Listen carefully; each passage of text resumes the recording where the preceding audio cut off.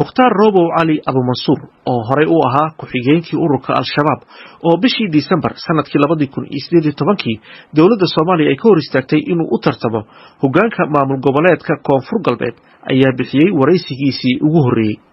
mukhtaar robow waxa uu tan iyo bishii Disembar 2018 ku jiray gacanta dowladda Soomaaliya isagoo mar lagu hayay xarunta hay'adda nabad sugidda ee NISA sanadihii u dambeeyayna ku jiray xabsi guri. mukhtaar robow waxa uu la soo xiriiray idaacadda VOA waxaana waraysi dheer oo dhinacyo badan taabanaya la yeeshay Haaruun Macruuf. qaybta hore ee waraysigaasi ayaa Haaruun Macruuf uu ku weydiiyey mukhtaar robow sababta oo uu la soo xiriiray idaacaddani VOA. su-aasha ugu horeysa rabay inaan ku weydiiyo waxa weeyaan marka hore maxaa kugu kalifay xilligan inaad nala soo xiriirto oo aad go'aansato inaad nala hadasho? walaal marka hore waan ku mahadcelinayaa inaad iga aqbashay waraysigaas inaad iga qaado adiga iyo VOA-daba. waxaan kaloon u mahadcelinayaa dadkii ka dhiidhiyey markii aniga laisoo afduubay oo amisom isoo afduubeen dal iyo dibadba Soomaali iyo qayrba xataa qodobada beesha caalamka haysom oo kale shaqadiisuu ku waayay runtii isagana dadkaan u mahadcelinayo ku jiraa. waa mahadsantihiin baan leeyahay. su-aasha haddaan usoo laabto anoo hoogaa hirgebsan oo yar xanuunsanayo waxaa igu kalifay waxa weeyaan walaal niman baa isoo afduubtay oo ashkhaas ah 2018 bishii 12 ayaa la isoo afduubtay.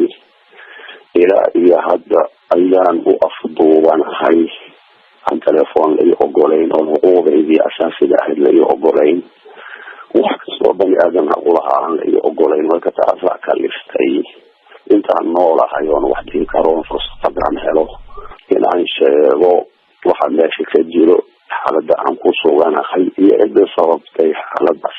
waaye bal waxaad wax nooga sheegtaa marka hore amnigaaga iyo noloshaadu waa sidee ma sugan yihiin? amnigu maraaxil buu soo maray.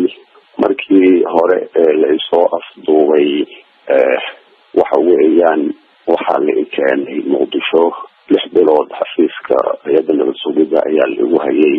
Fahad Yaasiin baa taliya ka ahaa. 6 bilood marxalay ahayd.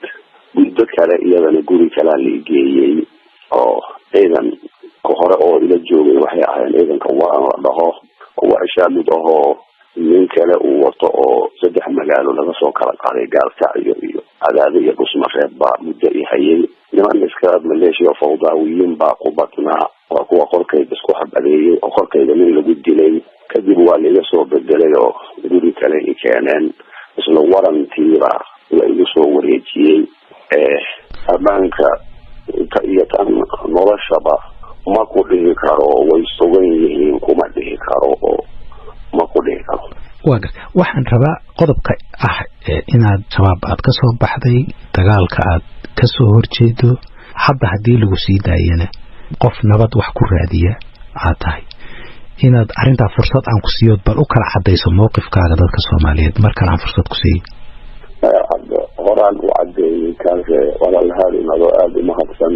hadda kaas xabsi ku cadeyn maaye horaan u cadeeyay kaas wararkaygii dib u raaco huri mowqifkaygana weligiisa waa caddaa.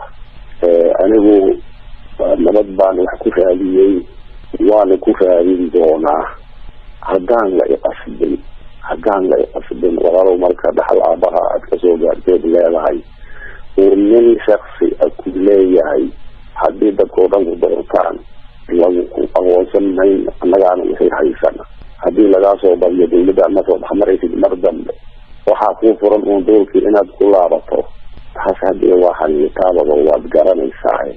laakiin anigu qof nabad wax ku raadinayaan ahay qof ogol baan ahay in la tartamo wixii ilaahay dadka kala siiyo la kala helo dadkuma arko saas weeya.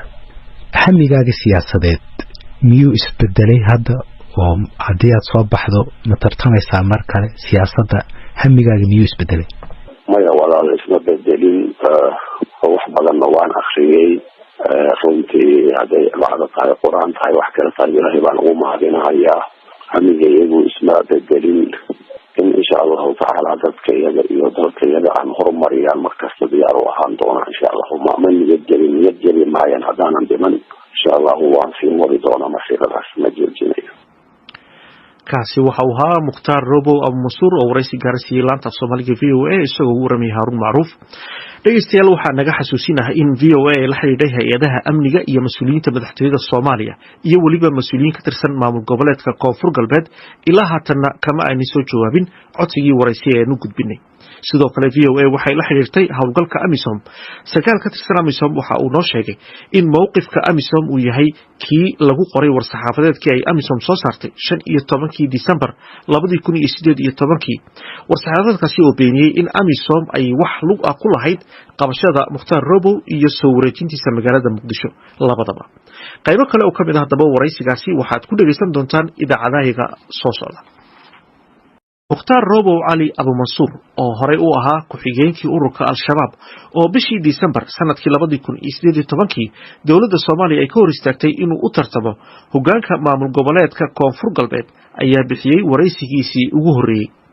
Mukhtaar Robow waxa uu tan iyo bishii December 2018 ku jiray gacanta dawladda Soomaaliya isagoo mar lagu hayay xarunta hay'adda nabad sugidda ee NISA sanadihii u dambeeyayna ku jiray xabsi guri. Mukhtaar Robow waxa uu la soo xiriiray idaacadda VOA waxaana waraysi dheer oo dhinacyo badan taabanaya la yeeshay Haarun Macruuf. qaybta hore ee waraysigaasi ayaa Haarun Macruuf uu ku weydiiyay Mukhtaar Robow sababta uu la soo xiriiray idaacaddani VOA. su-aasha ugu horeysa rabay inaan ku weydiiyo bal waxa weeyaan marka hore maxaa kugu kalifay xilligan inaad nala soo xiriirto oo aad go'aansato inaad nala hadasho? walaal marka hore waan ku mahadcelinayaa inaad iga aqbashay waraysigaas inaad iga qaado adiga iyo VOA-daba.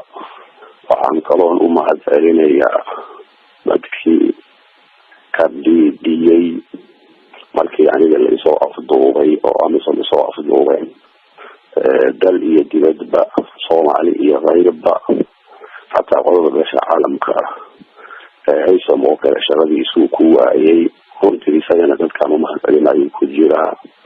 waa mahadsantihiin baan leeyahay. su-aasha haddaan usoo laabto anoo hoogaa hirgebsan oo yar xanuunsanayo waxaa igu kalifay waxa weeyaan walal niman baa isoo afduubtay oo ashkhaas ah 2018 bishii 12 ayaa la isoo afduubtay ilaa iyo hadda ayaan u afduubanahay aan telefoon la ii ogolayn oo xuquuqdeydii asaasiga ahayd la ii ogolayn wax kastoo bani aadan xaq u lahaa aan la ii ogolayn. marka taasaa kaliftay intaan noolahay oon wax dhihi karoon fursad haddaan helo inaan sheego waxa meesha ka jiro xaaladda aan ku suganahay iyo cidda sababtay xaaladdaas. waaye bal waxaad wax nooga sheegtaa marka hore amnigaaga iyo noloshaadu waa sidee ma sugan yihiin?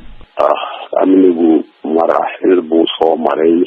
markii hore la isoo afduubay waxa weeyaan waxaa la keenay Muqdisho 6 bilood xafiiska hay'adda nabad sugidda ayaa lagu hayay. Fahad Yaasiin baa taliya ka ahaa. 6 bilood marxalay ahayd. muddo kale iyadana guri kale la geeyay oo ciidan hore oo ila joogay waxay ahaayeen ciidanka waa la dhaho waa shaamid ahoo nin kale uu wato oo 3 magaalo laga soo kala qaaday Gaalkacyo iyo Cadaado iyo Busmareeb baa muddo i hayay. niman iska maleeshiya fawdaawiyiin baa ku badnaa waa kuwa qorkayda isku xabadeeyay oo qorkayda nin lagu dilay. kadib waa laga soo bedelay oo guri kale i keeneen isla warantiiba la igu soo wareejiyay. ammaanka iyo tan noloshaba ma ku dhihi karo way sugan yihiin kuma dhihi karo oo ma ku dhihi karo. waxaan rabaa qodobka ah inaad shabaab aad ka soo baxday dagaalka aad ka soo horjeedo hadda haddii lagu sii daayana qof nabad wax ku raadiya aad tahay inaad arrintaa fursad aan ku siiyo bal u kala cadayso mowqifkaaga dadka Soomaaliyeed markaan aan fursad ku siiyo.